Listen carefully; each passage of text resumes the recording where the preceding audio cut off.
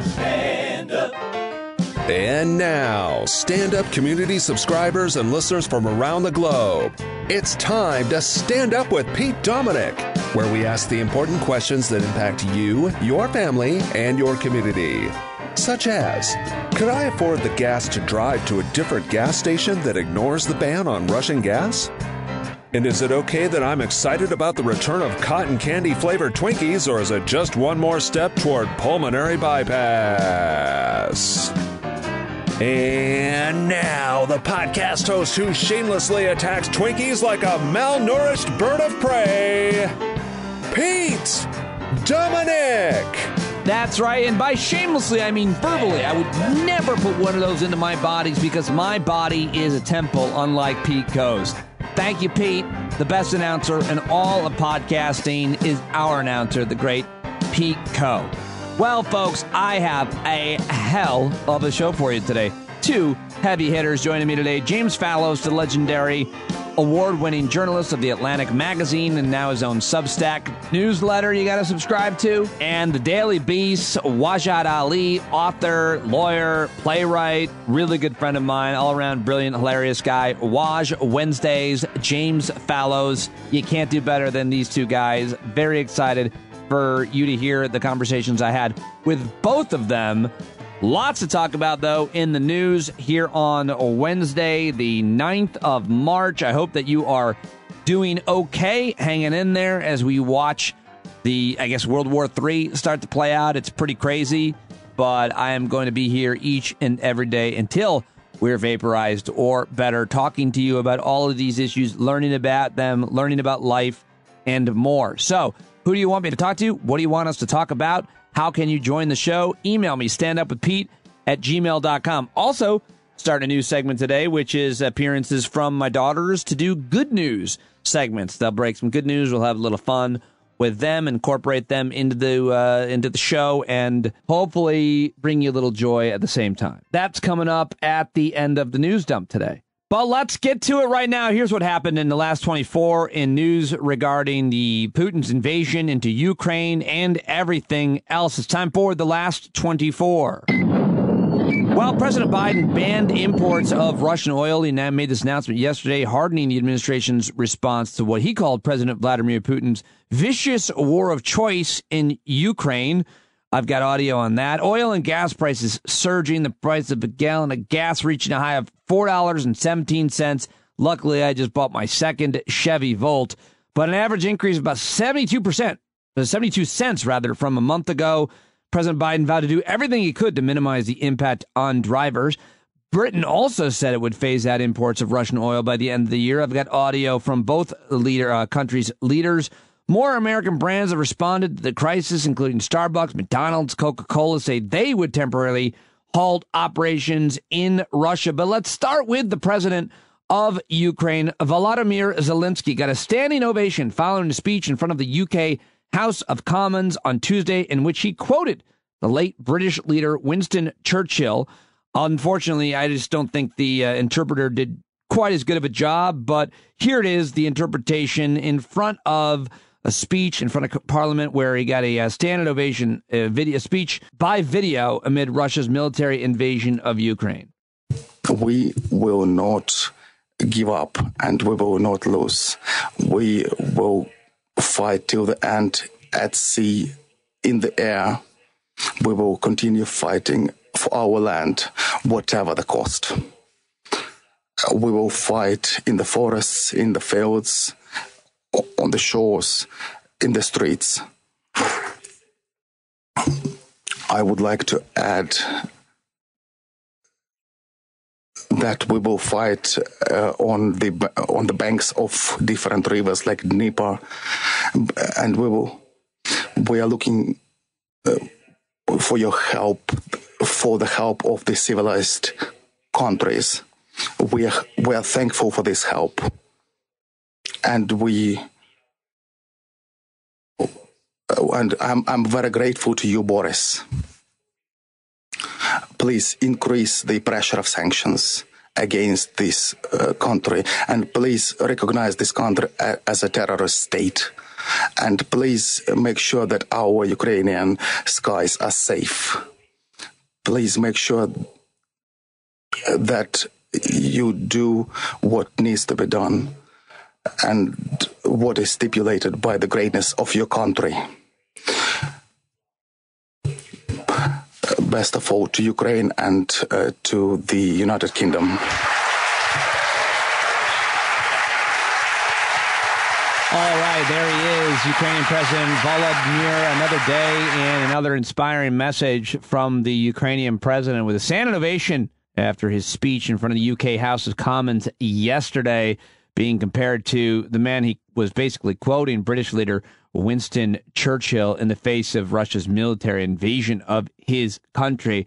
And here now is the British Prime Minister Boris Johnson talking about what moves they are prepared to make in the UK. Britain and our allies are determined to press on with supplying our Ukrainian friends with the weapons they need to defend their homeland as they deserve. To press on with tightening the economic vice around Vladimir Putin, and we will stop importing Russian oil. Mr. Speaker, and my right honourable friend, the Business Secretary, will update the House on that tomorrow. And we will employ every method that we can. All right, British Prime Minister Boris Johnson. Now here is the President, Joe Biden, making announcements and news yesterday, banning imports of Russian oil and more. Today, I'm announcing the United States is targeting the main artery of Russia's economy. We're banning all imports of Russian oil and gas and energy. That means Russian oil will no longer be acceptable at U.S. ports, and the American people will deal another powerful blow to Putin's war machine. This is a move that has strong bipartisan support in the Congress and, I believe, in the country. Americans have rallied to support their Ukrainian people and made it clear we will not be part of subsidizing Putin's war. And here is a little bit more from our president, doubling down on the Putin's war terminology and trying to explain to the American public what all of this means right now. To the oil and gas companies and to the finance firms that back them, we understand Putin's war against the people of Ukraine is causing prices to rise. We get that. That's self-evident. But, it's no excuse to exercise excessive price increases or padding profits or any kind of effort to exploit this situation. Or American consumers, exploit them. Russia's aggression is costing us all, and it's no time for profiteering or price gouging. Well, I'm sure they'll be listening to President Biden's threats there closely, and I'm positive they won't be price gouging us. I'm sure of it, as a matter of fact. Here is Elizabeth Warren, Senator Warren of Massachusetts.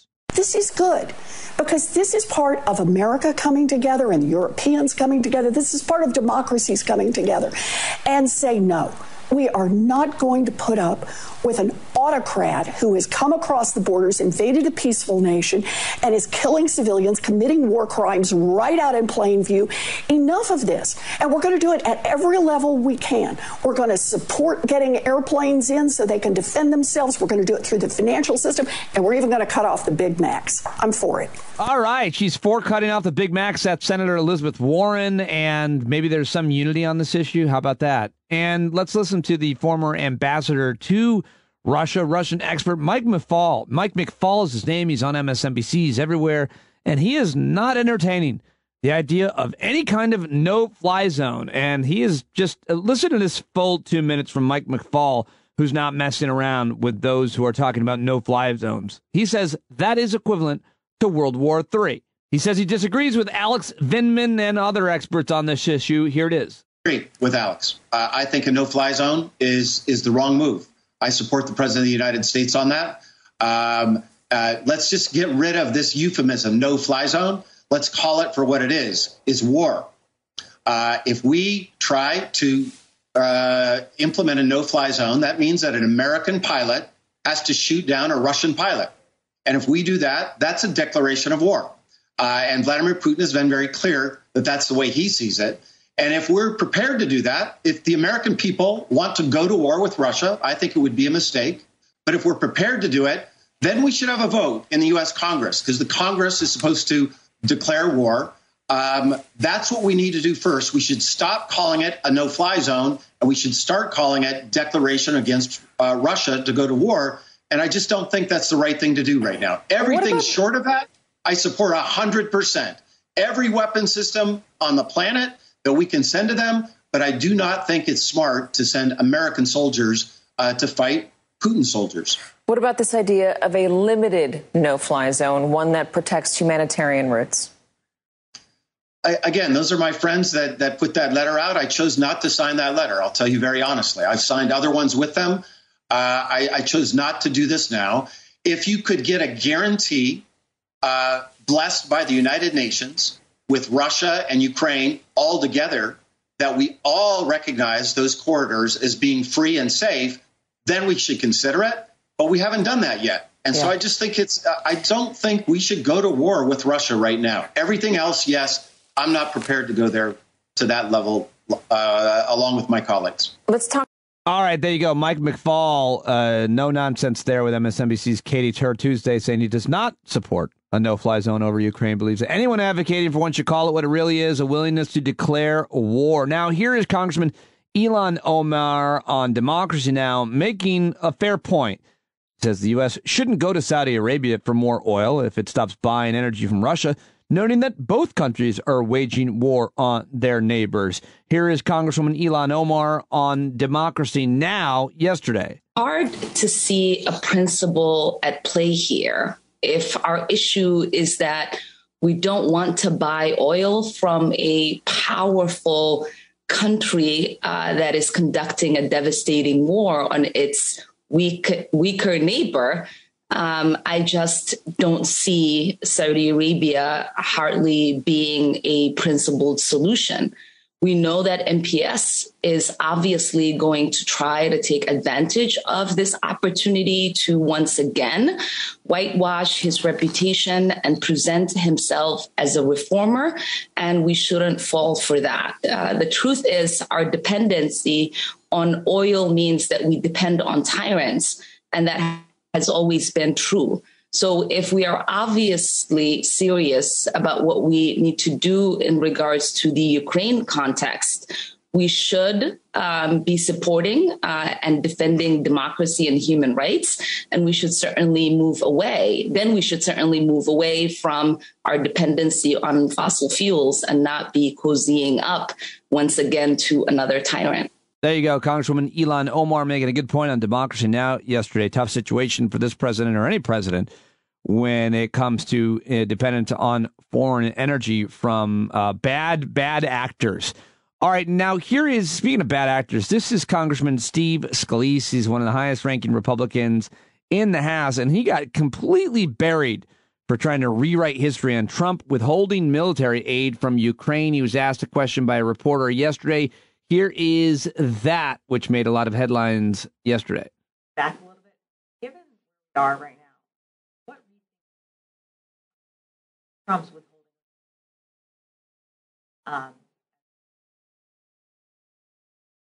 And would you have done?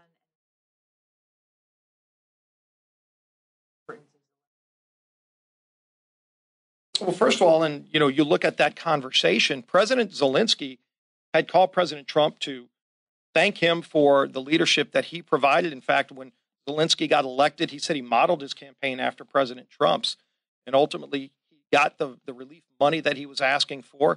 If you go back to when Joe Biden was vice president, he bragged about how he withheld $1 billion in aid to Ukraine. Joe Biden was vice president because he said he wanted a prosecutor to get fired, who ultimately, from reports we saw, was fired. But President Trump stood with President Zelensky, and in fact, the two of them had a really good relationship. And when President Zelensky was asking for things like Javelin missiles that the Biden and Obama administration said no to, President Trump said yes and actually helped Ukraine get those tank-busting missiles that they needed, and frankly, they've been using. They could have surely used some of those surface-to-air missiles that they were asking for just a few months ago that President Biden said no to.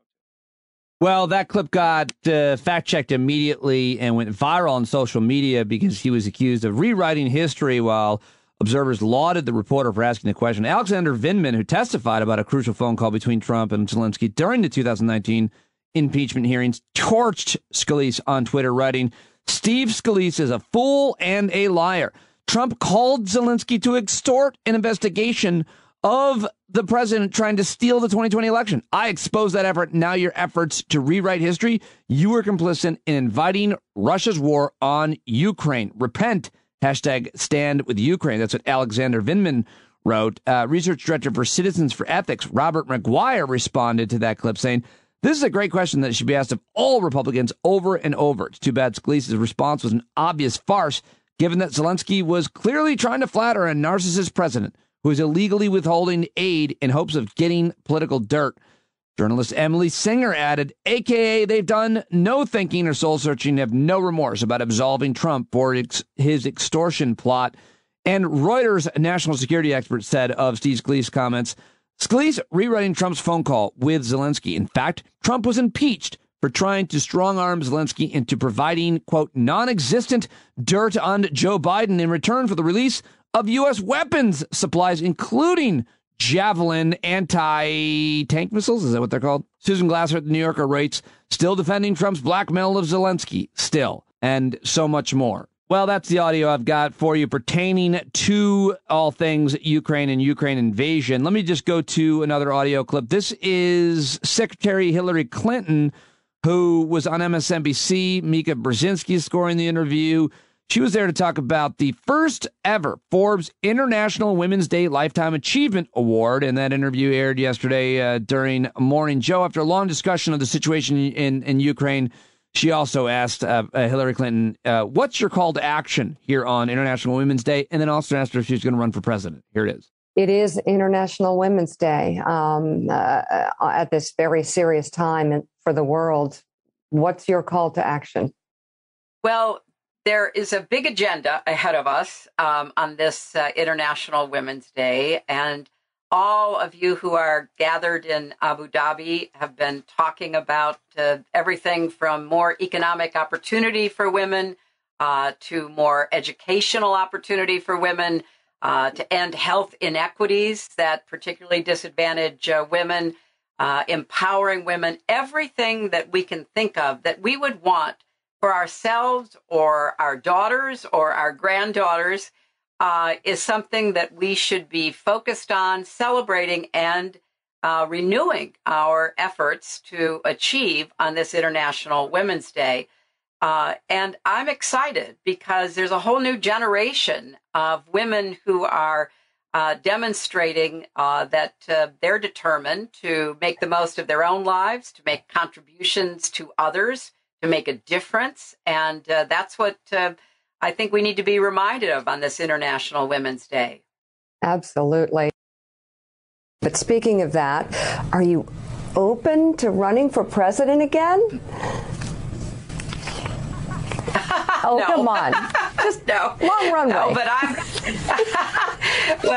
No, but I am certainly going to be active in supporting women running for office and other candidates who I think should be reelected or elected, both women and men, because I think, there's a big debate going on, as you know so well, Mika, in our country, but in other countries as well, about the future of democracy, of economic opportunity, of climate change, of health, and other important issues. So I will stay active in all of those debates. We need you, Madam Secretary. I thank you. It's valuable to have your insight at a time like this. All right. Well, that is... Well, I got one more clip for you. This is from The View, and I'll be talking about this Don't Say Gay bill with Michelangelo Signorelli. I'm scheduled to for tomorrow's show. But here are the ladies of The View talking about this. Stephanie Grisham used to work for Donald Trump in the White House, and so it got a little bit weird for her to say this, but nonetheless. Kids who have same-sex parents.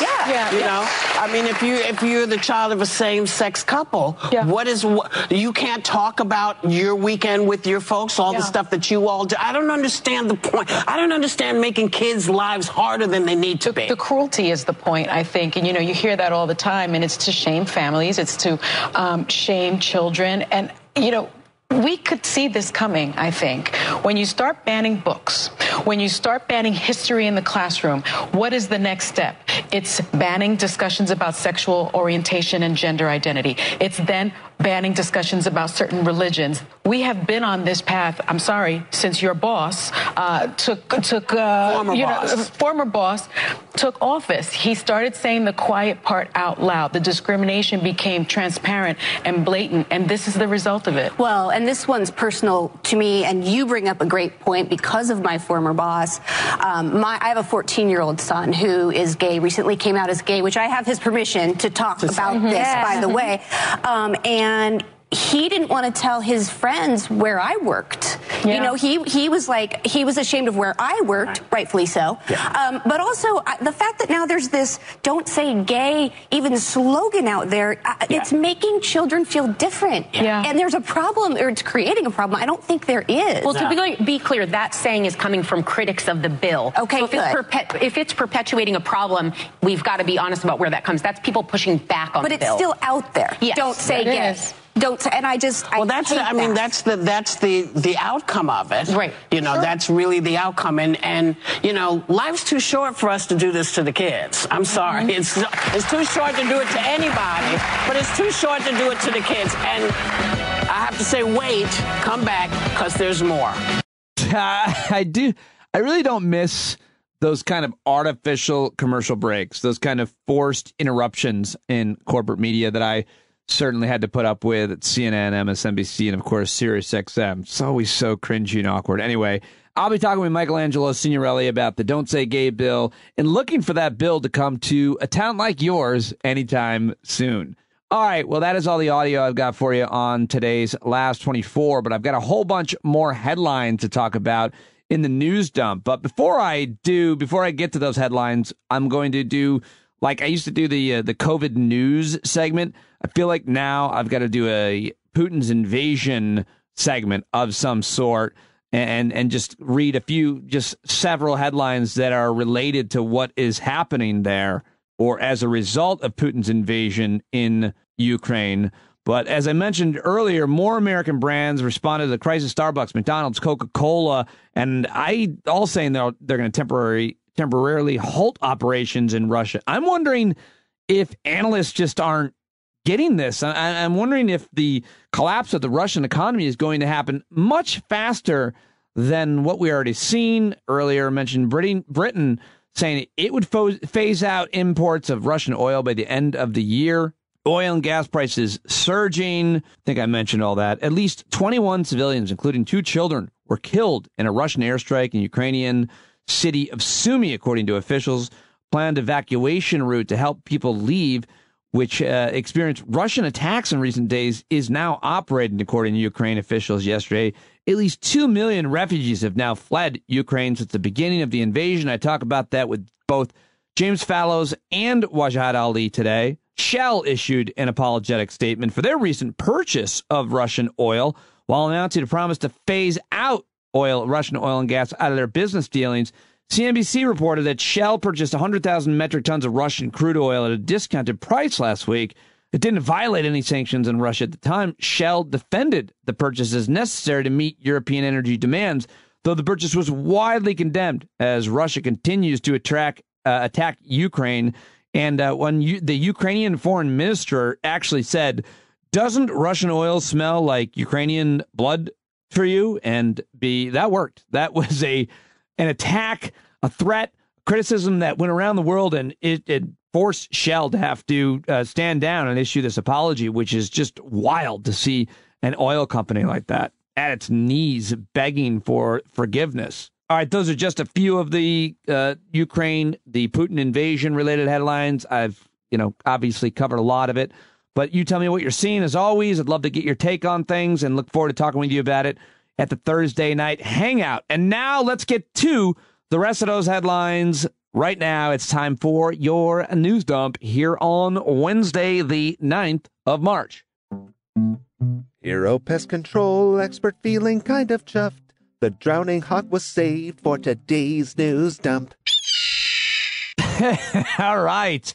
How about that? The headline is Phoenix area pest control technician saves drowning bird from pool at client's home. I feel like we should hear that news dump jingle again now that we know the story. Hero pest control expert feeling kind of chuffed. The drowning hawk was saved for today's news dump. Well, there you go. The Arizona pet control technician saved this hawk that nearly drowned in a pool. Steven Gonzalez was a typical day on the job for him until he noticed the hawk splash around the pool. He saved it. So that's pretty cool. And now other news. And coming up at the end, my daughter Ava Dominic will debut the good news segment with Ava. So you want to stay tuned for that as we get through all of the more serious issues, including, I'm going to read a tweet of the day sometimes. It's Ian Millheiser writes, "One bias that infuses my journalism is that I believe that liberal democracy is superior to autocracy. I don't understand reporters who appear indifferent to this distinction." I love it. Yeah, it's just kind of this conceit that you support democracy over autocracy or other forms of government like theocracy. All right, well, there's that, the tweet of the day. Now, football star Aaron Rodgers of the Green Bay Packers had a controversial and pretty strange year this year. Well, you know what's going to make him feel better? Signing a 4-year, $200 million deal with the Green Bay, Wisconsin Packers. He's 38 years old. Also, a $50 million a year clip makes him the highest paid player in NFL history, according to CBS Sports. So I guess his irresponsible behavior and not getting vaccinated and all the bullshit that he was spreading around it didn't seem to hurt him. $200 million is the reward for Aaron Rodgers. Well, a couple of arrests I want to tell you. Well, one arrest I want to tell you about. The former Proud Boys leader has been indicted in the January 6th investigation. Enrique Tarrio was arrested in his underwear yesterday, making him the second leader of a far-right group to face charges in the past several months. But yeah, there's video of the dude getting arrested in his underwear, which I enjoyed as well as so many others. The first accused Capitol rioter to stand trial was found guilty on all counts. The Texas man is the first accused rioter to stand trial for Capitol attack. I'm not even going to tell you his name. Screw him. How about this story out of Minneapolis? A lack of agreement over mental health support for students, class size restrictions, and wages has prompted Minneapolis teachers to walk out on Tuesday, canceling classes, according to the Associated Press. Interesting story. 3,200 teachers, an average salary more than $71,000. And the focus of discussions for teachers in Minneapolis, in addition to teachers in St. Paul, similarly mixed in negotiations between their school district and teachers, has been support staffers who are paid less, hundreds of whom work for the school district. So that's an important story out of Minneapolis. Credit to those educators supporting their assistants.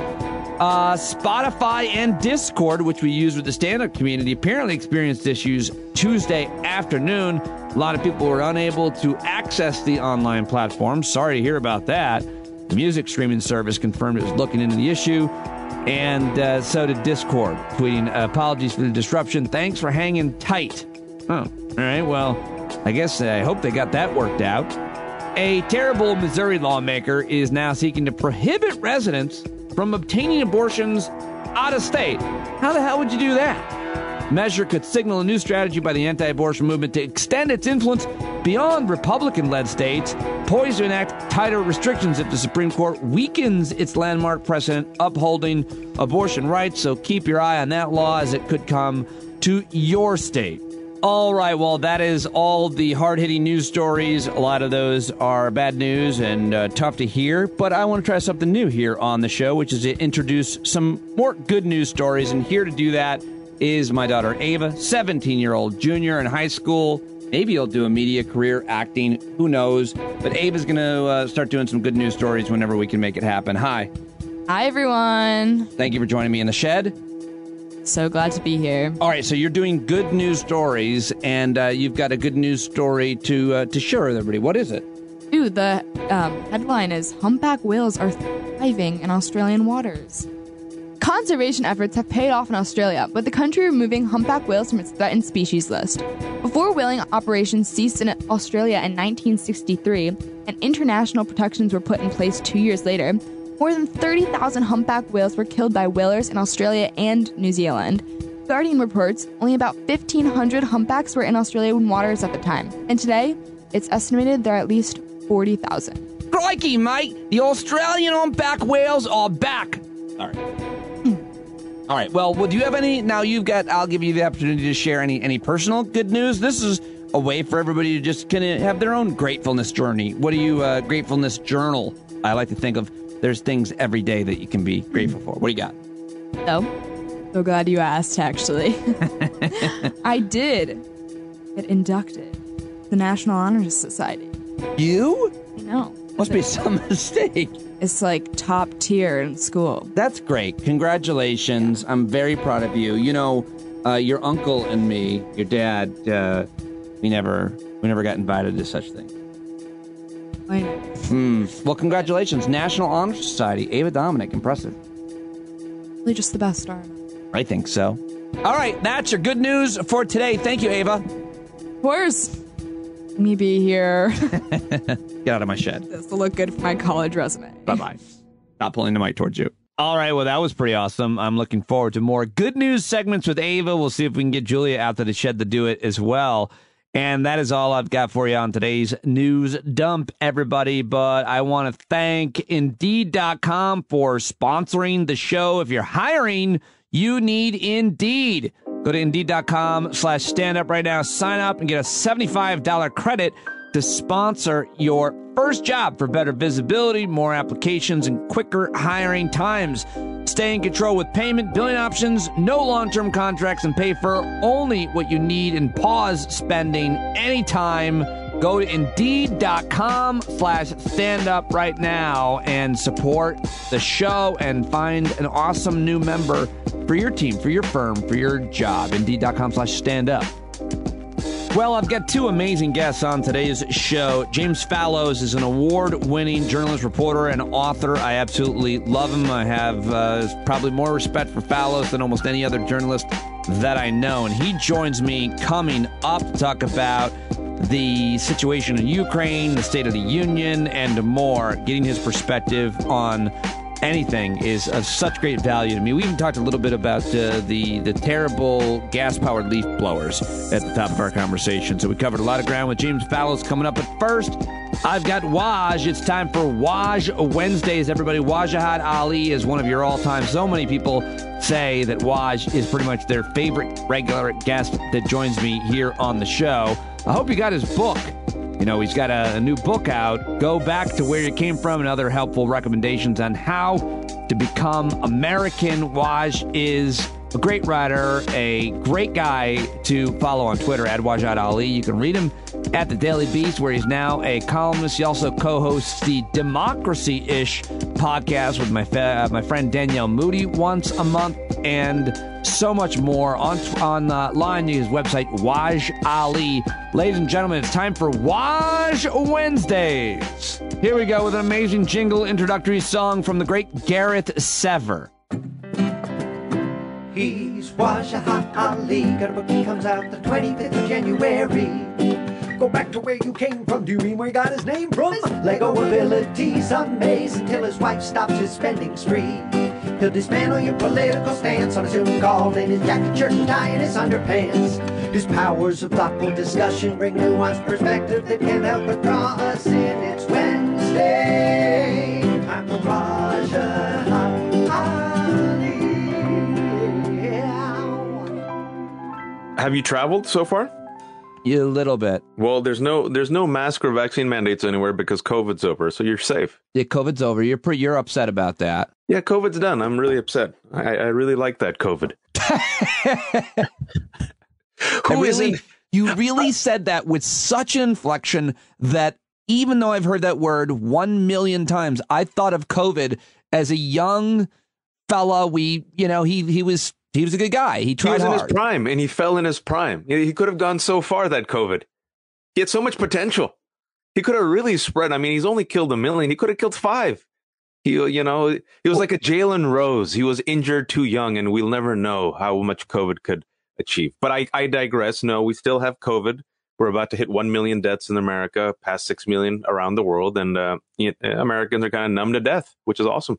numb to death. What would you like to see continue or change? Because, things like masks in schools, I mean, that was getting borderline violent. But you, of course, have kids under 5 that can't get vaccinated. And, of course, your daughter is immunocompromised. And so I love to hear your point of view because it's so easy to disregard people like you.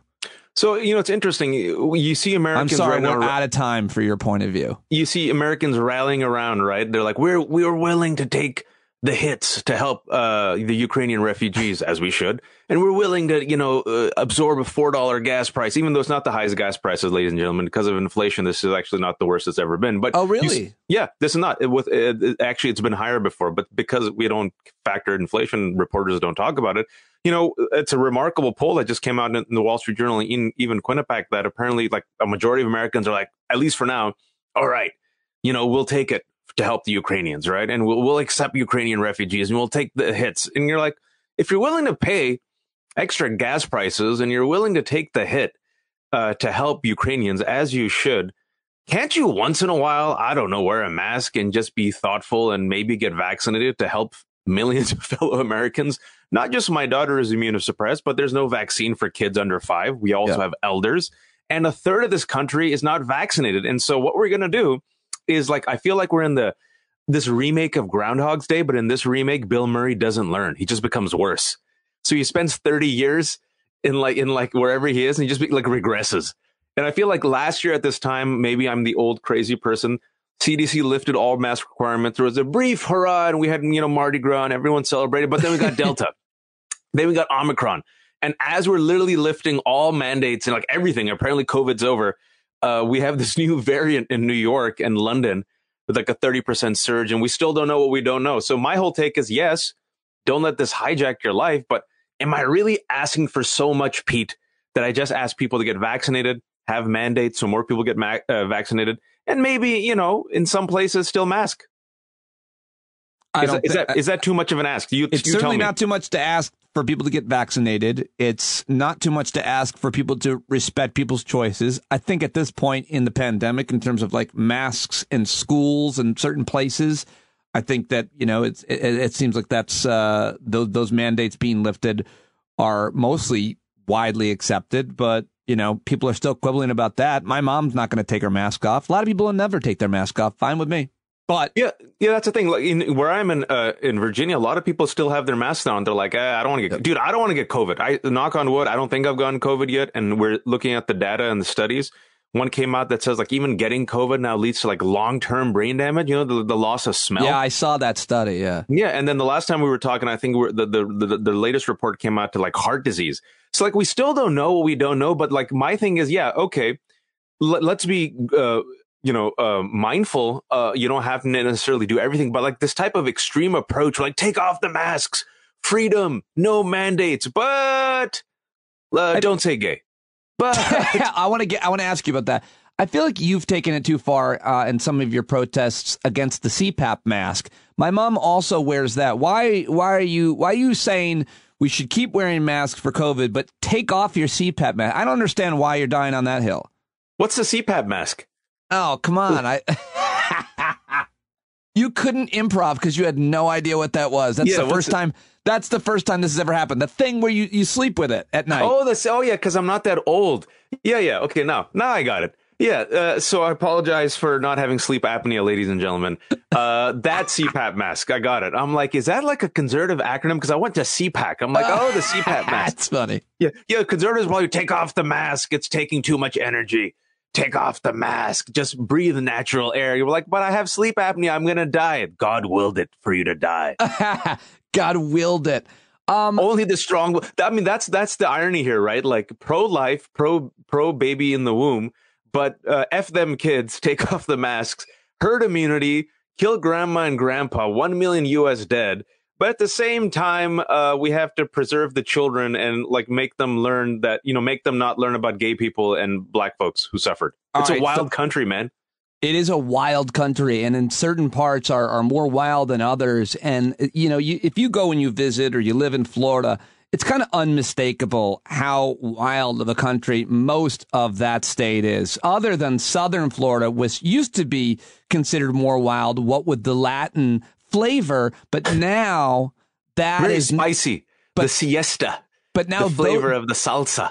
Now the salsa people are considered normal because they aren't radicals, because the radicals are now the whites with the stand your ground laws, with the don't say gay bills, right. with the anti-vax movement. Like the whites in Florida are real wild. What do you have to say about DeSantis and the don't say gay bill that you brought up? So what's happening right now, if you just step out, what you're witnessing is a battle for the 2024 Republican nomination, or at the very least, who's going to lead the Republican Party. And it's DeSantis versus Abbott. So you're seeing like this duel to who could be more nutty. So if you notice, they do a tit for tat.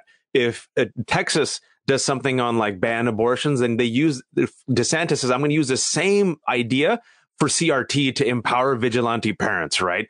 And if he says, okay, you're going to ban CRT, well, okay, you're going to ban books. I'm going to say, don't say gay. Oh, you're going to go against masks and vaccines. I'm going to punish, parents and counties. I'm going to fine them and sue them. And so what you're seeing is this pro-death movement, which represents the right-wing movement. Right now, I call it a radicalized, weaponized pro-death movement. Prove me wrong. And you're seeing the battle for the soul of the conservative party, right? And you're seeing it play out in Texas and Florida. So see what they're doing right now. Florida apparently is praised. Why? During Delta, they had a wave of death, man. Like 60,000 people died, right? You see DeSantis all about freedom, but then mocking these kids who wore a mask behind them and told them to take the mask off. And you see the black and brown kids, they're like, nah, man, we're going to keep the mask on. One of the kids, one of the black or brown kids definitely took it off.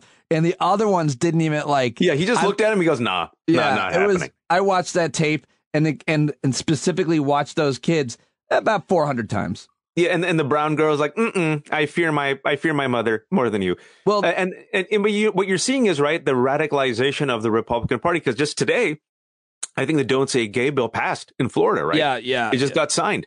Yeah. And so it's like we have to protect the children. They can't learn about the gays, the blacks, the Muslims, but at the same time, F them kids. Take off the masks. You can't do it. You can't. What they're trying to do, it's painful for so many reasons. It's horrible, it's divisive, and people will die because kids will commit suicide, and then there'll be obviously violence too. But you can't do it. You can't hold down the Muslims, the browns and the blacks, and the gays. And you're seeing that all over the country. But CRT, Don't Say Gay, these are the campaigns to try to silence a conversation about the diversity that makes America great. But while there will be tremendous pain, Waj, and we'll talk about it, all the time here, and you will write about it and talk about it everywhere. They can't do it. They really just can't. Well, they can, and they are doing it. But the problem is that it's no longer 1953, and enough people have tasted freedom. Women aren't going to go back to the kitchen. Women, majority of them aren't going to go back to the alleyways to get abortions. Muslims are like, nah, we're American. We're not going to do this Muslim moderation test. Black folks are like, we're not going to go to the back of the bus. And gay folks aren't going to go back in the closet.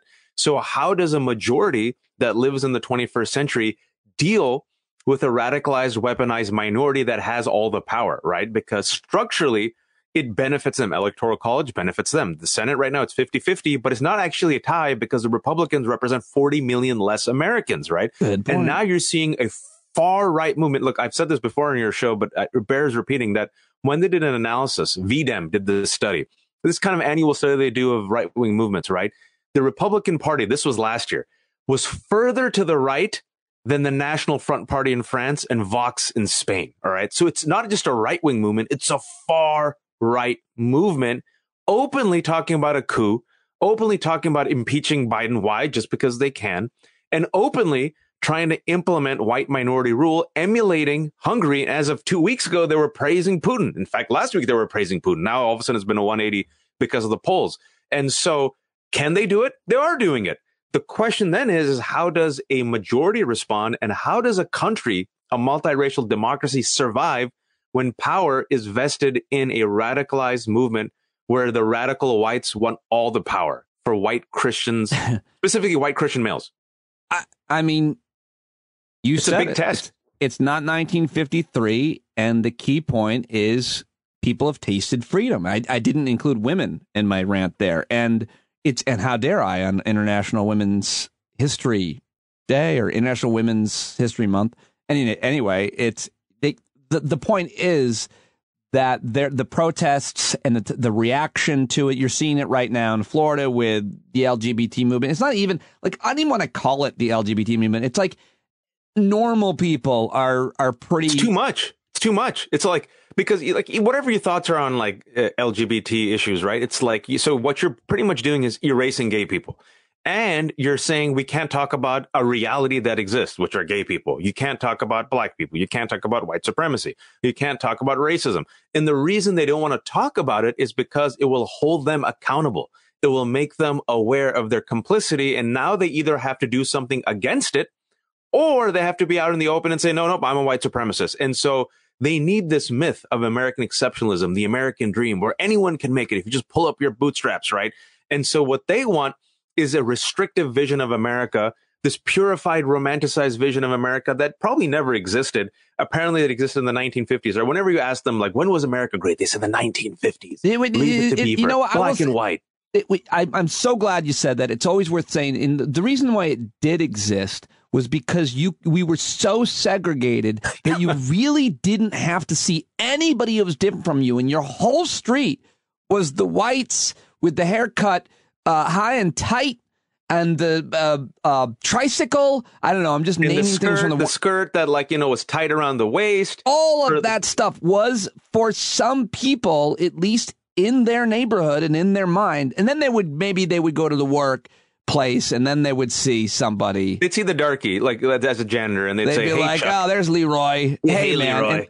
And they would be like, I'm not racist because I work with Leroy. Now, yeah, and I didn't call him Marcus the N-word this week. And everyone else is mean to him, but I gave him half of my donut that I already ate. And Marcus was very appreciative. And then, I'm not a misogynist because I don't beat my wife. I let her do what she wants sometimes. And there's a Chinaman. She goes to Bridge Club every Thursday. What kind of guy am I? Yeah, and there's a Chinaman who I talk to, Chang. I think that's his name, whatever. And he does a hell of a job with as a serviceman. That's the other thing. Like, now we can joke forever with racial tropes, but the truth is the whites in that point, like all of the minorities, were in some way of service or beneath them. That was never like, it was always just from that point of view, and that's how it was written. But it was never like that. It was a bubble. It was bullshit. But you said it. That's right. Exactly. You are okay. Look, we are fine with you darkies coming as long as you know your place. That's what it is, without them saying it. You are not the protagonist. You are the sidekick. You get to rent a room in the home, but never ever think you're a co-owner. We're in power, and we allow you to stay here upon conditions, which is why America is for Americans, which is synonym for white, or whoever is considered white, because the Irish weren't considered white for a long time. Italians weren't. Eastern European Jews weren't. Germans weren't until they were. And you guys should know your place. Don't be uppity. Don't get angry. Don't protest in the street. Be grateful for what you got. But if you speak out, we're going to violently chokehold you and put you in your place. And we've got the power. And guess what? We're going to stand our ground because you're encroaching and invading our space. Look, I'm using all the language that is now mainstream, the language of white nationalists, which is now the language of the GOP, the language of Tucker Carlson, the language of Republican representatives. And if you see all the data, we've talked about this in this show, but it bears repeating. It wasn't economic anxiety that was the primary motivator for MAGA and Trump's win. It was cultural and racial anxiety. When they dig down deeper, this fear that this is no longer our country. By the way, we are being replaced. That data you mentioned about the Trump supporters is also, I'm sure you've seen this, similar data about the actual January 6th insurrectionists, those who showed up at the protest. Not poor. Disproportionately, the data broken down by Robert Pape at University of Chicago brilliantly, like those people were overwhelmingly from communities that had recently got some of the brown folks coming in. And they felt like they were upper losing. Middle class. Some people brought their private jet. And let's not forget the people who made under $50,000 went for Clinton and then went for Biden. Right. So we infantilize white rage. We infantilize white supremacy. We infantilize, we say, oh, economic anxiety. Oh, they're the forgotten people. Oh, let's go and like learn about them. And I'm still waiting for the mainstream news coverage where white MAGA voters went to an urban diner and talked to black and brown and white folks and said, why did you, the majority, 81 million, come out and vote for Biden during a pandemic? We still haven't had that story. Handouts. It's wild, man. It's one of those situations where this is it, man. It's all coming to a head. I've said this before on your show, the death rattle. Remember when I said this? Like, I said this to my wife. I'm like, I'm not crazy. Everything I've been saying has come true, but like everyone thinks I'm crazy. Like I've been saying death rattle of white supremacy. When I used to say that in 2015, people used to look at me like I'm crazy. But now they're like, you might be onto something, Darky. We're witnessing them go all in. It's a zero-sum game. It's a zero-sum game. I tried to blurb your book with the quote, you might be onto something, Darky, and you were for it, but your publisher apparently shot it down, which I think was a real lost opportunity for you. Yeah, I mean, because me. Because it was between that and exterminate all the brutes except you. And I'm like, both pop out. No, you forget. I sent 3. I sent those 2, and I sent Waj, quote, one of the good ones. This book proves that Waj is one of the good ones. And you can too, Darky. You wrote, hey, let's get serious. You wrote a very important piece for the Daily Beast, and I talked with the Jim Fallows about this issue. Oh, you did? Jim, great. He's great. The legend. Your piece is titled, It's Good to Be a White Refugee. White journalism is empathetic to Ukrainian refugees, but sees black and brown people fleeing war as uncivilized. This has gotten a lot of attention, these kinds of ignorant mistakes. I think they're mistakes based on ignorance rather than being bad intentions, but I think it's the kind of importance for why all, teachers, much less journalists and scholars, should learn about diversity and how they present things. This piece is great over at the Daily Beast. I'll link to it in the show notes. But talk to me about the importance of the refugee situation, why it's good to be white, and how the media is getting this a little bit ignorant, at least. Yeah, I agree with you. Look, listen, I don't think it's malice, but I think it shows you how pure it is, like how pure whiteness becomes in the mindset of how we speak, the language we use, our framing, our stories, our empathy, which refugees are civilized, which refugees deserve our empathy, our arms, our weapons, our sacrifices, and which ones are invaders and rapists, the ones that we forget, the ones that we beat, the ones that we lock up, right? So you got Haitians, we don't give an F about them, black folks, right? We got Afghans, a country that we destroyed. Afghan refugees, as we speak, Pete, they're desperate, right? I mean, that country is going through a humanitarian crisis. No one cares. They're selling Al Jazeera a piece. People are selling their organs to feed their families. That's what's happening. And then we're like, no room. You got Poland and Hungary, Viktor Orban, whose entire base is fueled by religious ethno-nationalism. They're building walls, but we'll take the Ukrainians because we don't want the Muslim invaders, right? And so why is it that we're selectively generous? Why is it that we're selectively empathetic? And why do we use this language? And then it's driven further home by the fact that you got Africans, black-skinned Africans, workers and students and immigrants in Ukraine consistently talking about how they're degraded, humiliated, debased, and put second. So it's like when I talk to Danielle, who's my co-host at Democracy-ish, how does that make you feel as a black woman? He goes, no matter where we go, we're hated. Where can we go where we're not hated and in place second, right? And you're even looking at Yemen right now. The United States helped fuel that humanitarian crisis by supporting MBS of Saudi Arabia. Now Biden has to go beg MBS, a tyrant we've propped up, to pump more oil, right? Because oil prices are very high, and we're trying to punish Russia and trying to bleed them with their main resource, which is oil, and trying to get our allies to siphon off of Russia and go elsewhere. But it's how come no one talks about the Yemenis? So it's one of those situations where I in the piece, even though it has a controversial title, I lead the piece of it saying we have to be empathetic. There's 2 million Ukrainian refugees now. Last week it was 1.5. Next week it might be 2.5, right? It's a crisis. Help these people. But, you can have the capacity to expand your heart and generosity and also talk about these other issues side by side. We have the ability to hold multiple concerns at the same time.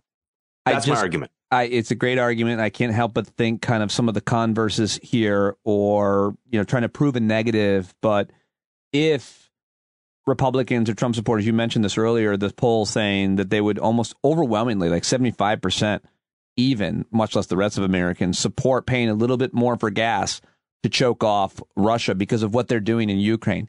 If that were Haiti, if that were even Saudi Arabia, where the hijackers, 9/11 hijackers came from. 15 of the 19 hijackers came from Saudi. If it were Yemen, if it were obviously Afghanistan, which I think both Haiti and Afghanistan, we have so much, we're so connected to their problems, much less many other countries. Complicit with it. But they wouldn't pay 5 cents more. No, not even 2 cents. I'm trying to prove a negative, but the truth is you can identify with Christian Orthodox, Ukrainian Orthodox Christians, and to some extent there's, Jews. Zelensky's Jewish. They're white. The bottom line is they're white. They're refugees. The way that they're being received in Eastern Europe, like Poland, is so much different than the Northern African refugees and so on. And it needs to be pointed out. It needs to be talked about all the time. It's the poison of white supremacy, and even the coverage, right? Like I deleted this part from that essay because it was running long. But if you just look at who gets the coverage, white missing girls, black missing girls, right? Everyone's done studies about this. So like indigenous missing girls, who gets the coverage, the outrage, the empathy? Like black girls and indigenous girls go missing. No one cares. Like nobody cares, right? Look at sentencing and convictions, right? When is it a war on drugs? And when is it, we need to help those poor addicts addicted to opium? So this selective empathy, and all the studies have shown that when it comes to black skin and brown skin, thanks to our framing, our language, media, our policies, when people see black and brown skin, they're dehumanized. They think that somehow, even in medicine, my wife says, the bias that exists, again, not malice, but the bias that exists is somehow black people are more immune to pain. They're like supernatural. Even if you see how they describe kids, Mike Brown was like Hulk Hogan, a 15-year-old kid who was shot by a police officer. Trayvon Martin, thug. So language matters, framing matters, perceptions matter. And people say, you darkies, you always whine and complain. When you see that implemented in policy during a crisis, it becomes so crystal clear. But these reporters are openly saying they're blue-eyed like us. It could be like us, like from the suburbs. And then you see like Yemenis starving to death. And they're like, those darkies, they're used to starving. Can I just say in defense of white racists, we don't actually use the word darky ever. It doesn't have a lot of weight to it. It doesn't feel good. It doesn't fulfill what is empty. You say it. You say that we white racists say it, but we don't. It's funny, but we really don't say darky very much, is all I'm trying to say. I was not trying to suggest that the whites say darkies. It's what I say very liberally, and I have the permission to say that. I think the whites oftentimes use an article, the blacks, the Muslims. What? Some guy called you out for saying you always say the whites, and you've read, and you and I always say it. I say it all the time, even without you. And he was like, "That's racist." And I really wanted to get into it with him, but I put my phone away instead. But I was like, I ignore that. It's like they can't take anything, man. It's like all we have. That's all we have. It's like that's all we have is like. I just can't be hurt. I honestly, in my heart of hearts, and I'm not saying this in any way distant, you can't hurt me on my whiteness. You could say that I'm. I don't know. You can't hurt me on that. Because I think you also understand, and most people understand, is that we're talking about whiteness and white privilege and white supremacy and how it benefits those people who are the whites. Most people get it. You get it, right? But then people get so defensive. Yeah. Not all white people. I mean, I bought Asian food from Chang. I support his business. And so, and you're seeing, bring it a full circle, you're seeing that white panic and white anxiety play out in Virginia with, the Youngkin win and over CRT bullshit. And you're seeing it with the DeSantis, and you're seeing it with Abbott, and you're seeing with Trump and Stephen Miller doubling down on white victimhood, literally saying that white people are now the greatest victims in America. And the majority of whites believe that. And this is white fragility at play, because if you've been in power your whole life, equality looks like oppression. Meanwhile, for the rest of us, we don't want to replace you. We just want our slice of the pie. Yes. And then when you talk to black folks, they say, we don't want to share anything. We just want you to leave us alone. Just leave us alone. Let us jog in public. Let us live in the Airbnb in peace. Let us drive our car. Just if you don't kill us, we'll be happy. Well said. I will let you go. Before I do, let's hold each other accountable. You're looking good What's going on with your health? Are you what's up with exercise and I just eating? came back from the gym. I'm trying to eat healthier. Mm-hmm. I'm trying to do my push-ups and sit-ups. I let myself go a little bit for a month during the book tour because I just didn't have time. Yeah. And so now it's like getting back, going to the gym, trying to do 4 or 5 times a day, doing push-ups, sit-ups, crunches, and then eating pretty healthy. I'm trying. Do we have any goals, timelines, or anything like that? Or are be moderately overweight and not obese? You would like to be just moderately overweight? Yeah, well, I work out to stay moderately dad weight, like a dad bod. You're currently obese. I might be obese if I look at the BMI index, but I think like if you look at me, that's why I don't trust the BMI stuff, man. Because there was one time where I went like I hit the weight on the BMI chart, dude. People thought I had like friggin' a disease. Like everyone was concerned for my health. My wife's like, I'm not gonna have sex with you until you gain weight. Well, that's good.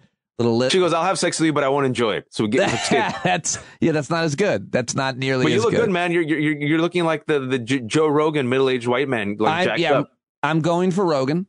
That's I'm trying to get rid of my neck. I want pointy nipples. I want pointy Rogan nipples. Can't do it. Can't do pointy nipples. I have my nipples are unthreatening. They're docile. They don't really. They just kind of blend in. Yeah, that's good. They're vanilla nipples, but if you got vanilla nips, I want raging calves. Can't do that either. They're just bald and slim. They're that of a teen. But I am eating really well, and also exercising really. Like I'm training for 50. I'm 46. I'm training for 50. I want to be as good a shape as I can be at 50. I'm going for 45. Okay, let's do it. Let's do it. We'll hold each other accountable. Thank you. Thank you, sir. As always, I appreciate it. Thank you for inviting me. Always a pleasure, my friend. Thank you very much. And there he goes, everybody. Wajahat Ali on Twitter at Wajahat Ali. Go get the book. Go support him. Subscribe to The Daily Beast. Read him over there where he's a columnist. Thank him for joining me because always amazing to have his... He's just so good. He's really good at talking about stuff and being smart and funny, and I think that's why people love him. I mean, what's not to love, everybody, huh? Wajahat Ali. All right, my second guest, also one of my favorite journalists of all time. This guy is really just a great role model and a thoughtful and brilliant guy who has had an amazing career as a journalist. He's a contributing writer to The Atlantic and has been for years. The author of the Substack newsletter, Breaking the News, Fallows.substack.com. He was chief White House speechwriter for President Jimmy Carter, co-founder with his wife Deborah of the Our Town's Civic Foundation. And I have so much to talk about with this award-winning journalist who has covered so much ground in his career. He's also a great pilot and aviation expert. He writes a lot about that, if you're into it, at his Substack as well. And I caught up with him yesterday, and, I kept just the beginning part where we weren't officially kind of on the record because I thought it was interesting and nothing here too private to share. And I thought I love Jim Fallows. I love talking to him. I'm very happy that he joins me whenever he does. Very flattered. And one of my all-time favorites. Here's a great conversation with the brilliant James Fallows on Twitter at James Fallows. Here we go. Great to see you. I'm doing well. How are you? Always doing better to have a chance to talk with you. So where are you geographically? I am in Rockland County, New York, at my home in my shed, my garden shed. My garden podcast shed. I am in D.C., free of leaf blowers, but a whole different story. You're very anti-leaf blower. Have you written about it? I was leading a effort over the last 8 years. D.C. has outlawed their sale and use of gas-powered blowers, which are more polluting per minute than a Hummer. Yeah, why? I can't understand that. You know a thing or two about engines, but first of all, what is the problem with the leaf blowers outside of the pollution and the noise pollution are terrible, but why do we make a bigger deal out of them than lawnmowers or other things? So compare with lawnmowers, I won't say for a second, compared with other forms of machinery, these two-stroke engines are so primitive. They're like 120-year-old technology that's being outlawed in Bangkok, Jakarta, Manila, etc., because it is so polluting, carcinogenic emissions. The California Air Resources Board says that lawn equipment will produce more ozone than all the cars in the state, et cetera. So, and batteries are an alternative to them. Well, so. I have all lithium-powered lawnmower, leaf blower, and snow blower. I got the solar panels, and I've got a Chevy Volt. Actually, You're just got the man. my second Chevy Volt. But I still eat animals, Mr. Fallows. Well, we take one step at a time. All right, there he is, one of my all-time favorite journalists and writers, and I'm always feeling so lucky to be in conversation with him, which I've done several times. We already started. James Fallows, welcome back. Thank you very much for making time for me today. Pete, it is always a pleasure to talk with you. I want to talk about your latest pieces, essays at Breaking the News, which is your Substack, fallows.substack.com. If you're not already subscribed, you're missing out. Go now, but real quick, or not, or however much time you want to spend on it. You wrote a great piece for The Atlantic. You have been a speechwriter for President Jimmy Carter. And, of course, you've always written these kind of annotated pieces about State of the Union speeches and others, and I love them. So I want to ask you about it. But first, would you mind regaling us, entertaining us with something, because you did mention something, that you wrote that a president then said?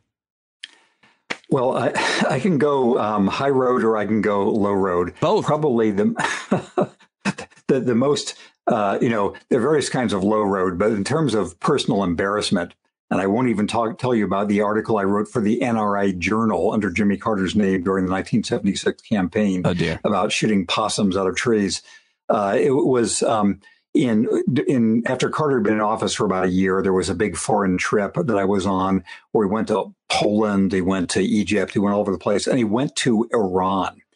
And Carter gave a New Year's Eve toast to the Shah of Iran that I was on the staff for, toasting him as an island of stability in the sea of turmoil that was the Middle East, which was official U.S. policy at that time. History will note that did not stand up really well because the Shah was on his way out a year later, et cetera, et cetera. So that was a low road, which I admitted, or a low point. There are other things that Carter said, which I am prouder of for him. You wrote that those were your words, and he was an island of stability. His position in the powerful leader of Iran was solidified, and then he was overthrown just a year later. Yes. And this was not because of Carter's speech. Again, this was the official policy from the Secretary of State et cetera, et cetera. But the U.S. was taken by surprise, to say nothing of the Shah himself, by his being kicked out by the Iranian Revolution. He was not long after that. He was surprised, apparently, as well. Well, give me a high road one. I'll take the high road. Come on. So the high road, I would think that the speech of Jimmy Carter's that stands up best from his presidency is one he gave at Notre Dame, I think in May or June of 1977, his first year in office. It was a commencement speech at Notre Dame, which is when presidents often give big deal speeches. And it was announcing and unveiling his human rights policy, how the U.S. would pay more attention to human rights around the world. And what was good about it, I thought, just at arm's length, but also being involved in it, was Carter's pointing out that the U.S. would never be perfectly consistent on this. The U.S. had all of its conflicting interests around the world, but still it made a difference to take a stand when possible on the right rather than the wrong side. And he said that, he had no illusion that words themselves would change history on their own, the limits of moral suasion, I think he put it. But he also said that it's a mistake to underestimate what words can mean. And he gave illustrations, from our own history, from Thomas Paine to Martin Luther King, and saying that words are action in many societies. So I think that was something that in the realism of its argument, saying it's a fallen world, but still it matters to stand on the right rather than the wrong side, he was making an argument I think now, these years later, stands up. Oh, that's wonderful. That's wonderful. And of course, you wrote much of that or all of that, or you contributed to it? I was involved in it. I think that is the term of art. Right. Okay. All right. That people use. Okay. I don't speak speechwriter. I've never been real good at writing much of anything, much less for other people. So I've always admired that. Now, your piece at The Atlantic about the State of the Union that President Biden gave last week is really wonderful, as always. You talk about these types of speeches, State of the Unions in particular, where you say some speeches are meant to excite or inspire. Some speeches are meant to console or commemorate. And you elaborate, of course. You write some speeches are meant to explain. Some speeches are meant to motivate, organize, instruct in the short run. And so you're not actually only talking about State of the Union speeches here, but what was this speech on this time of our journey in February? I guess, no, it was March, right? Then still? Yeah, March 1st. Just turned March. What was this speech meant for? What was the time this one was for?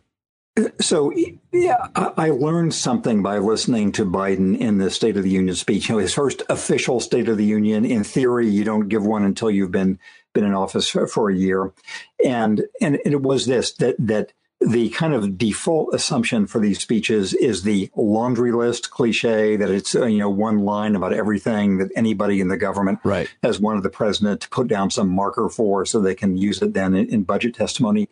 This one, I thought, the kind of subtweeting title for the speech would have been, "Let me tell you what this job is like."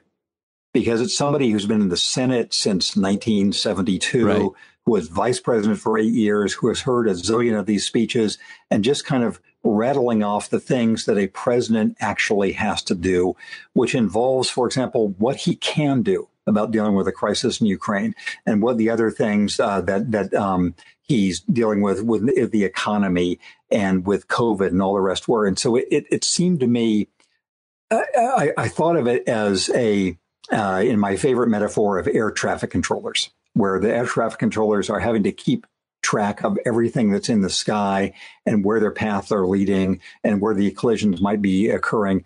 That was how Biden sounded to me, just saying, here's what we're doing about Russia and Ukraine. And it's not everything, but it's the most we can do. Here's what we're doing about the economy. And here's why it's better than you think, because the only thing you hear about is prices at the pump. Here's what we're doing on COVID and why things have gotten better. Here is what we're paying attention to. So I thought he was telling us, without saying it, this is the job. And I'm at the controls, and here I'm trying to share with you what this all adds up to. It's a really great, fascinating piece, annotated. You go through the whole speech, and it's really important and interesting. And I know it's kind of like, I almost thought about, am I still talking about that on this episode today? Because it was over a week ago, and the idea of we've got to be as relevant as we can, and that's what people want. But at the same time, with your Substack and with your career, you've tried to slow things down for us to see how they might look in the lens of history, which is why it certainly isn't too late to talk with a speechwriter and a guy who has analyzed these types of speeches, James Fallows. But talk to me just give me one response to that, how we move in looking at the news and how we move so fast away from really important historic things that need maybe time to marinate. Well, again, thank you very much, Pete, for giving me the chance today and for the things you've done over the years and trying to put perspective on how things are happening in the news. Side note, whoever thought that the sort of tribute to you in your broadcasting and public performance career was that you were putting things in perspective in the news, but I think you really are doing that. That's very kind. And it's I think the point I would make about Biden's speech is that, in the modern news cycle, we have a day or two of building up for the State of the Union, then we're moving on to whatever is the next emergency of the moment. But I think actually what Biden was laying out more than most people and most presidents, most State of the Union sort of stands up as a guide to the things that are emergencies right now, a week later, as you and I talk, a month later, a year later, in that first he was talking about Ukraine, right, and how essentially the order of the world had been changed in the last 2 or 3 months beyond what people expected, and what the U.S. could do about that, which is something, but not everything, and how the U.S. was doing this, something it could. Second, about the economy, that there are things that are bad about the economy right now. There's the structural unfairness, which Biden talked about, and there's the inflation, which is jagging up. And there also are things which are good, mainly the job growth, and trying to keep that in perspective, and COVID, and trying to defend small d democracy, and thinking new theories of antitrust, and all the other things that a president is involved with. So I think that this, more than most, will stand as a little marker of the times. There have been some others that have stood that way, and I'll just mention two of them. One, unfortunately, was in January of 2002 when George W. Bush gave his Axis of Evil State of the Union. That was after the 9/11 attacks, before the invasion of Iraq, and essentially he was laying the groundwork for that. The other was by Bill Clinton, I think in 1995, when he had just lost the House of Representatives in a landslide, and Newt Gingrich was sitting there behind him as the Speaker of the House, the first Republican speaker in many years.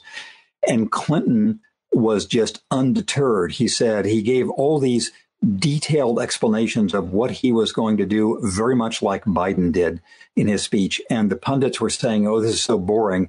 But actually, it seemed to do something for Clinton and was kind of a roadmap for what they tried to do in the next couple of years. Well, the next time there's a speech given like this, I'm not going to watch the pundits, certainly not on TV.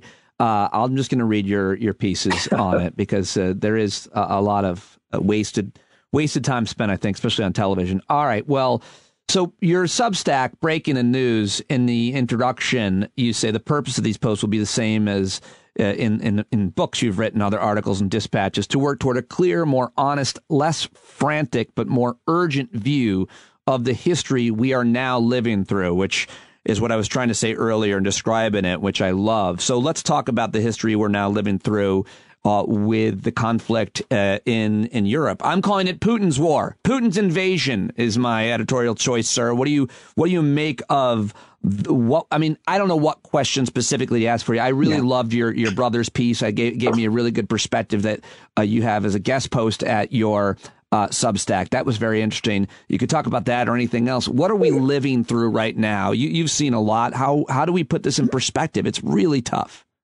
So we're living through an event different from any in my long life I have encountered. I mean, when I was a kid, when I was in grade school back in the boomer era time in Southern California, I remember dimly the Soviet invasion of Hungary in 1956.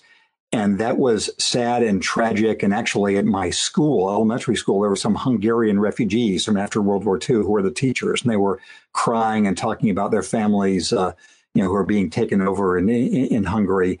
And Dwight Eisenhower decided then that there was nothing the U.S. could directly do. It couldn't go to war. Similarly, Czechoslovakia, 1968, then Czechoslovakia. My wife, Deb, whom you know, all of her family is from Czechoslovakia. They were, and the world was looking on helplessly as the Soviets just crushed that uprising. Those are the only two precedents I can think of, and they were less just kind of randomly cruel and gratuitous than what is happening with Putin right now. Putin's war is correct. I'll just give a momentary ad for my brother, Tom Fallows, who is a Russian expert, a Russian speaker. He has a PhD in Russian history from Harvard. He's lived, in Europe for decades and decades. And as you mentioned, he did a post yesterday on my Substack site. It's trying to say, how can we think about this? And even he was saying, people who know Putin cannot believe he actually did this. It was so wanton. It was so deranged. It's going to be so destructive for Russia in the long run, but it's so destructive to Ukraine in the short run. And so I think the simultaneous horror of what we are seeing and the limits on what the U.S. can directly do, those are two things that people involved for a long time, from my brother to Joe Biden, are stressing. And so what we can do within the limits of not going directly to war with a nuclear power, that's the history we are living through at this moment. And you have a really great post about something, what we can do, and I want to ask you about that. But I just want to read from that post, the guest post by your brilliant brother, who went to Harvard and then went to Russia and visited which cities? But he definitely went to Kyiv. And he writes, though, he writes a great story, a memorable experience that he had, which is really worth reading. It's wonderful. I very much enjoyed it. But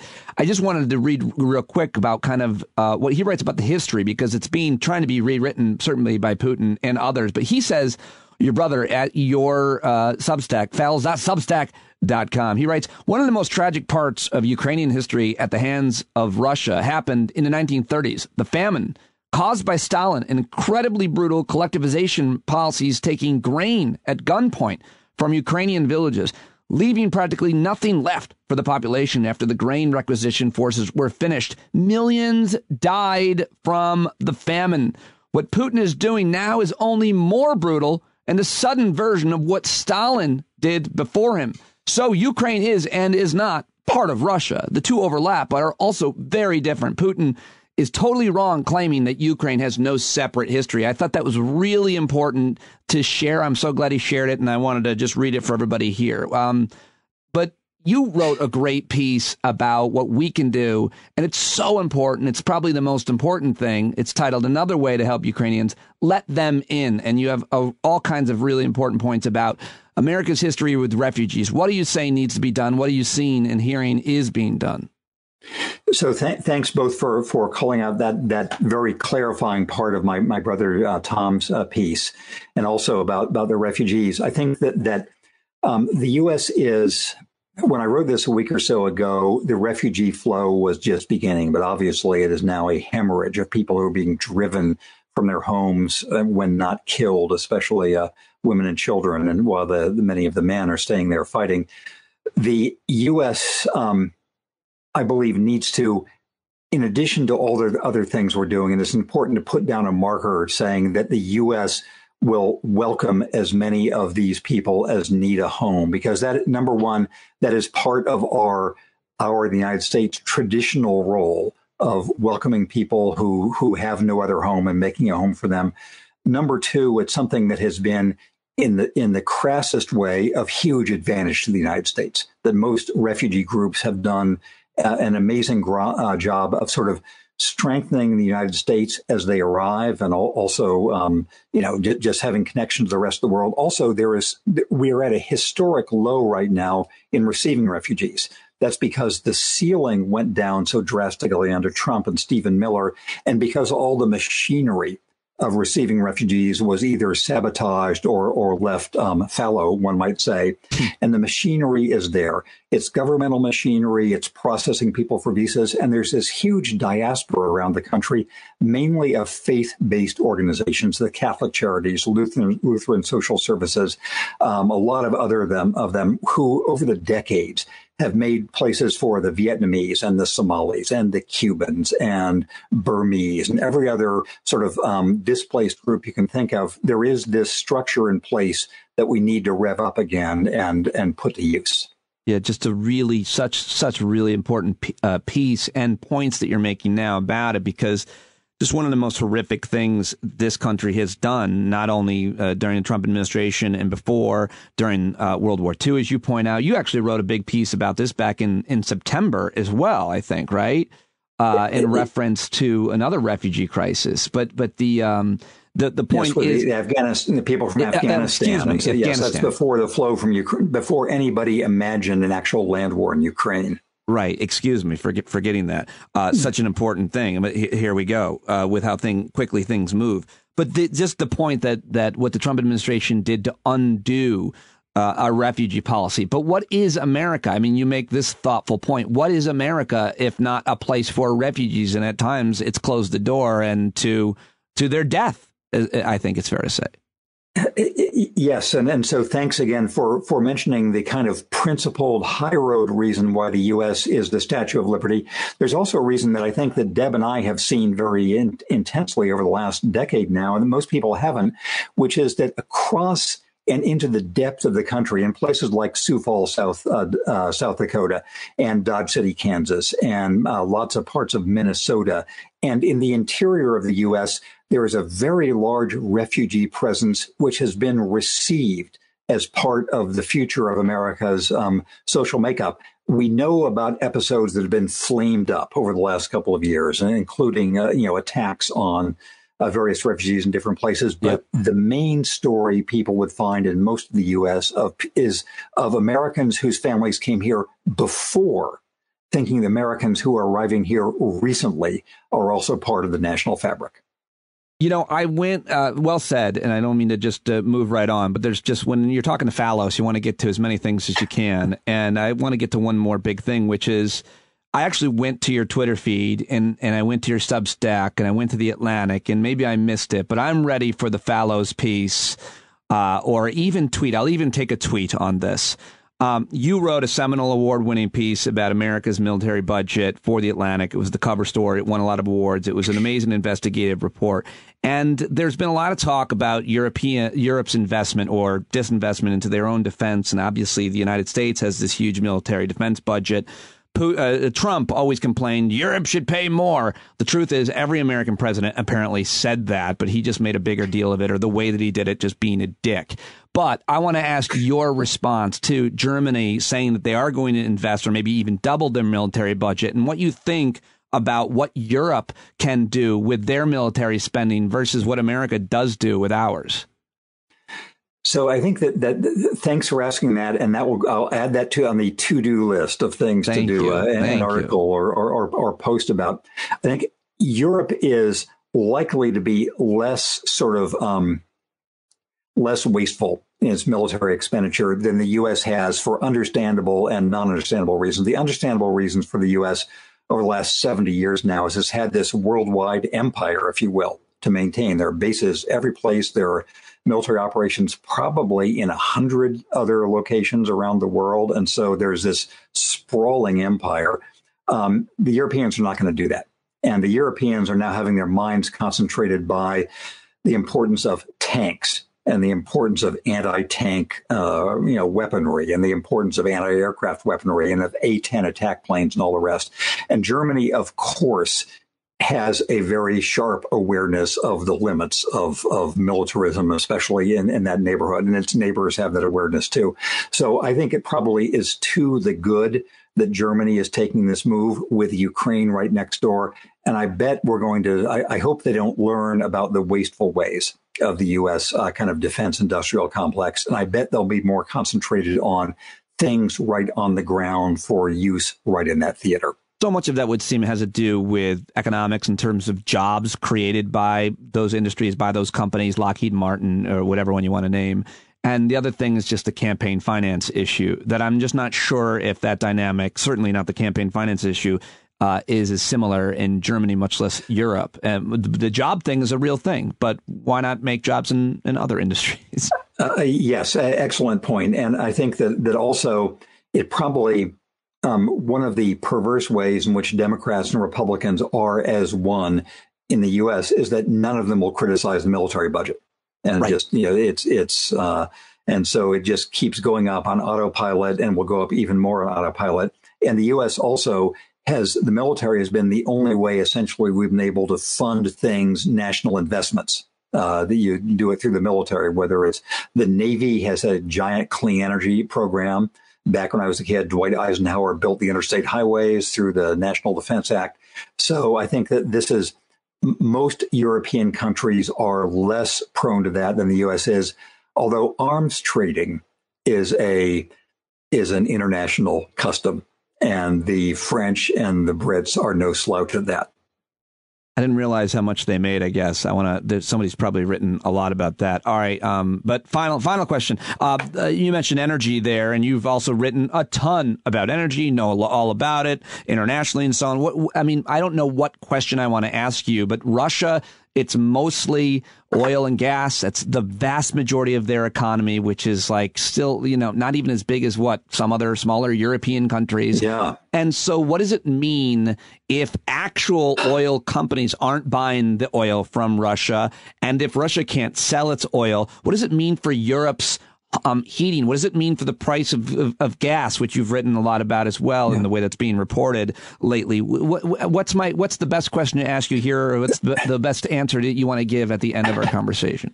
So I think there's a short term and long term. Long term, what Putin has done is a disaster for Russia. It's a cataclysm for Ukraine, but it is the end of Russia, and it'll be the end of him at some point. But it's the end of Russia as a modern economy. It'll take them decades to recover. Wow. You would think that the U.S. would use this opportunity, FDR-like, or choose your other president like to say, this is the time when we can change, the way in which the world has been distorted by its reliance on oil imports, not to mention coal. And we're right on the cusp of being able to be the leaders of this next energy revolution. You can't have a boycott on solar energy. You can't have a boycott on renewables. We can't have a boycott on wind. We're going to make ourselves free. And there's going to be, it would be nice to think the U.S. could use to imagine there were a Dwight Eisenhower saying, I'm going to lead you in the next year or two to a sustainable kind of D-Day success against this enemy. I fear that is not what's going to happen, but let's imagine how Dwight Eisenhower could lead us for this next year or two. James Fallows, a pleasure and honor to talk to you. Please give my best to Deb and everybody else. Keep up the great work, and I will keep following, supporting it as always. I really appreciate you, as you know, sir. Thank you. Pete, it is my pleasure. Thank you. Oh, man, there he goes. What a show, huh? Wajahat Ali and James Fallows, two of the most brilliant guys out there that I could get on the show, and I got them both on the show today. A testament to me, folks. I should be promoting the subscription more here. StandUpWithPete.com, Patreon.com/Pete Dominic. Go sign up for a paid subscription now. And if you listen to the podcast on a regular basis and you're not signed up, please do it. Please consider it. Please do it. It's a free show, but I put a ton of work into it each and every day. Basically, my entire career I put into it because I can't get these guests on without all of the rest of the time I've spent in this industry talking to these brilliant people, creating the reputation that I've had to get these folks on the show. Who would you like me to talk to? Email me, standupwithpete@gmail.com about that or anything that you want. And that is all I've got for you on today's show. I am going to wrap it up and post it up and zip it up and zip it out. How about that? I love you. I'll talk to you tomorrow. I hope you have a great day. And here is the great John Carroll taking us out with our very own song he wrote just for us. Sunlight, you gotta stand up. That's right. You got to rise up. You got to stand up. You got to stare the devil straight in the eye. Let him know it's his turn to go. See it clear and all you hear is a lie. So get up off of your butt, get down off of your fence. And even if it ain't a very friendly audience, well, they'll begin to listen when you start making sense. And you stand up, stand up. No need to point your rifle to defend your town. Just stand up, stand up. You know they can't deny what you're laying down. Boy, you better stand up, stand up. Show your face of every color, yellow, black, red, and brown. She's the place where every lost child will finally be found. There's only one thing to do before we stand our ground, and that's stand up, stand up. Well, the founding fathers saw the land for all. They had to stand up, they had to stand up. They had a keen imagination for a crystal ball, drawing all the plans of stand up. But all they had to go on was the time they were in, with other causes for laws, and since they weren't even sin, they knew that change was gonna come before the change could begin. They had to stand up. All right, they had to stand up. We got to stand up. We got to look the devil square in the eye. We gotta let him know it's his time to go and make it clear when all we hear is a lie. While you lie awake wondering where the money all went, it'll be the cost of freedom that'll go unspent. You can see him flee the scene of that experiment if you stand up.